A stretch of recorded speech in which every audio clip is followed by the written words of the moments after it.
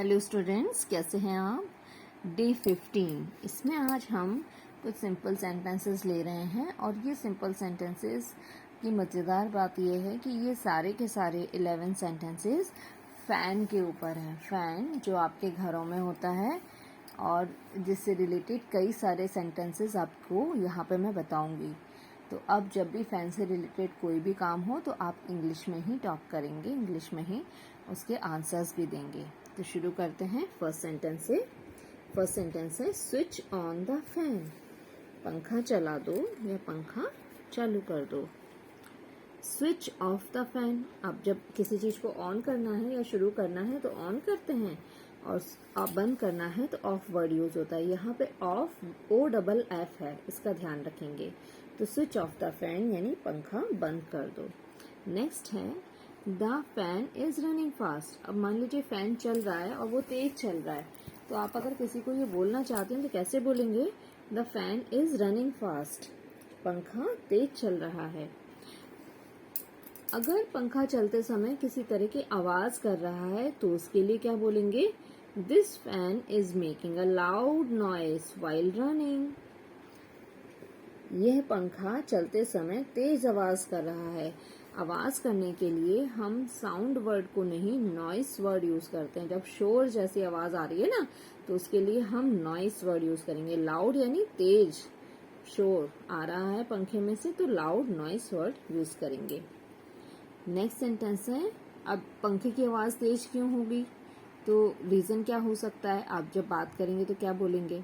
May be it's motor is mall functioning.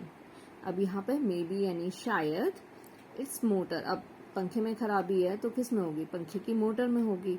तो motor में क्या खराबी है? तो जब किसी काम, जो कोई मशीन होती है वो जो भी काम कर रही होती है, अगर वो काम प्रॉपरली नहीं कर रही होती है तो उसे कहते हैं माल फंक्शनिंग। यानी जो काम है उसका, वो काम अगर वो प्रॉपरली नहीं कर रही है, उसमें आवाज कर रही है या चल नहीं रही है या सही नहीं चल रही है तो उसे माल फंक्शनिंग कहेंगे।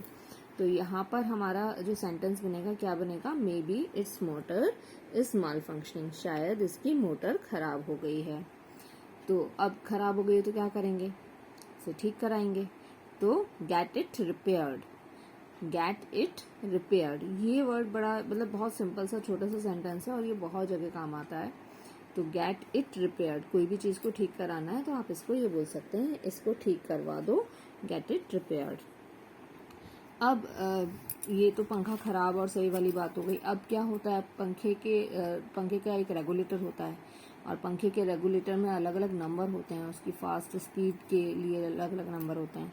तो जब आपको पंखे के नंबर्स आगे पीछे कराने हैं, किसी को बोलना है, तो आप कैसे बोलेंगे?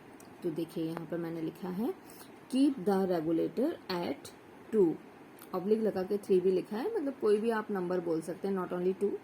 सो कीप द रेगुलेटर एट 2 या कीप द रेगुलेटर एट 3 या कीप द रेगुलेटर एट 4।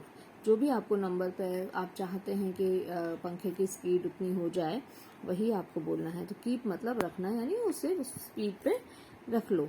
तो रेगुलेटर को 2 या 3 पर लगा दो, सेंटेंस की मीनिंग। ठीक है। अब या फिर आप अगर रेगुलेटर की स्पीड के अकॉर्डिंग नहीं बोल रहे, पंखा धीमा लग रहा है आपको, तो आप क्या बोलेंगे? आपको तेज कराना है, इंक्रीज द स्पीड। आप केवल इतना भी बोलेंगे तो भी उसकी स्पीड बढ़ाने के लिए आप बोल रहे हैं, स्पीड बढ़ा दो। या अगर पूरा सेंटेंस आपका क्या बनेगा? आप इंक्रीज द स्पीड बोलेंगे। अगर फैन से रिलेटेड आप बात कर रहे हैं और फिर बोलते हैं इंक्रीज द स्पीड तो कोई दिक्कत नहीं है, लेकिन अगर नॉर्मली आप बोलेंगे इंक्रीज द स्पीड तो किसकी स्पीड बढ़ानी है भाई? तो यहाँ पर आपको पूरा सेंटेंस बोलना चाहिए। अगर आप यही सेंटेंस केवल बोल रहे हैं तो increase the speed of the fan, fan की स्पीड बढ़ा दो। या आप बोल सकते हैं स्पीड अप द फैन ना, स्पीड अप यानी बढ़ा दो, ऊपर कर दो, ज्यादा कर दो। तो दोनों सेंटेंसेस का मीनिंग एक ही है। फिर है अगर स्पीड मान लीजिए ज्यादा है, आपको कम करानी है, तो डिक्रीज द स्पीड या रिड्यूस द स्पीड। डिक्रीज का मतलब भी होता है कम करना, रिड्यूस का मतलब भी होता है कम करना। स्पीड घटा दो, है ना, इसके लिए यूज होगा। नेक्स्ट है sentence speed down the fan. अब जैसे डिक्रीज द स्पीड और रिड्यूस द स्पीड, इससे तो केवल स्पीड घटा दो, स्पीड घटा दो। किसकी स्पीड घटा दो वो क्लियर नहीं है। तो जब आप फैन के बारे में पहले से बात कर रहे हैं तो आप ये सेंटेंस बोल सकते हैं। लेकिन अगर फैन के बारे में बात नहीं हो रही है, आप अभी जस्ट कमरे में एंटर हुए हैं, आपको लग रहा है कि फैन की स्पीड तो बहुत तेज है, तो आप पूरा सेंटेंस बोलिए। तो क्या बोलेंगे? स्पीड डाउन द फैन, या फिर बोल सकते हैं reduce the speed of the fan, या फिर बोल सकते हैं decrease the speed of the fan. Fan की स्पीड घटा दो या कम कर दो। तो बच्चों, आज के ये 11 सेंटेंस, सारे के सारे सेंटेंसेस मैंने फैन के ऊपर ही बनाए थे। फैन एक बहुत कॉमन चीज़ है, आप सभी के घरों में है, और इससे रिलेटेड कन्वर्सेशन आप अपने पेरेंट्स से, अपने भाई बहनों से करते ही होंगे।